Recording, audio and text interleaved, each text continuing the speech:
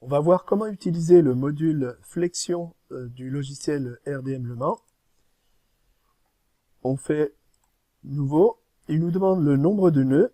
Donc nous, on va travailler sur ce cas de figure-là, une poutre sur deux appuis avec une force située entre ces deux appuis. Et on verra ensuite comment placer une charge répartie. On va donc avoir un nœud pour la liaison au point A, un nœud pour l'application de la force F et un nœud pour la liaison au point B. Donc j'ai 3 nœuds. Voilà, c'est le long de X, on fait attention aux unités, donc on démarre à 0, 2 et 5 mètres. Je vais maintenant placer mes appuis. Il nous fait plusieurs propositions de type de liaison. Nous, ça sera des appuis simples. Je les place au nœud. Nous allons maintenant placer nos efforts. C'est ce bouton. C'est une force ponctuelle. Et il faut rentrer sa valeur et il faut mettre le signe. Donc c'est une force qui va être vers le bas, donc ça sera moins. Et on va mettre 1500 newtons. Et il faut indiquer à quel nœud s'applique cette force. Donc nous, c'est ici. On remarque que les outils de résultat sont grisés, qu'ils ne sont pas encore accessibles.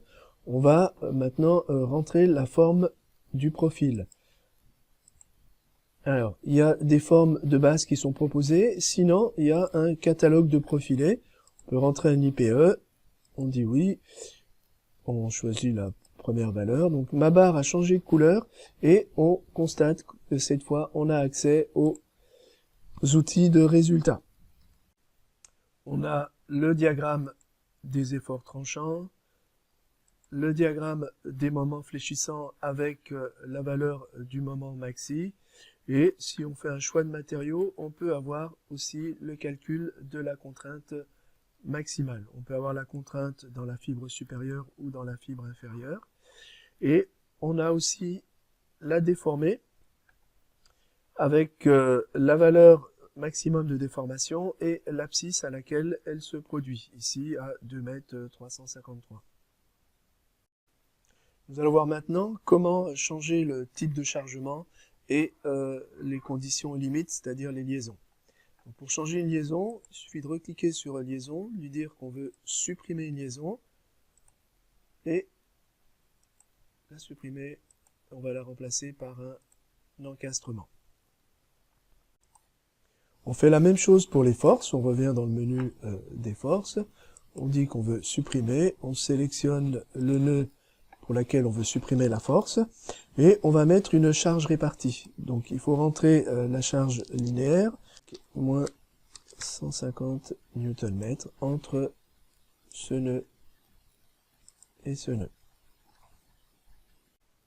Au niveau des résultats, on regarde la déformée, on voit qu'elle a changé, et la répartition du moment fléchissant qui est différente.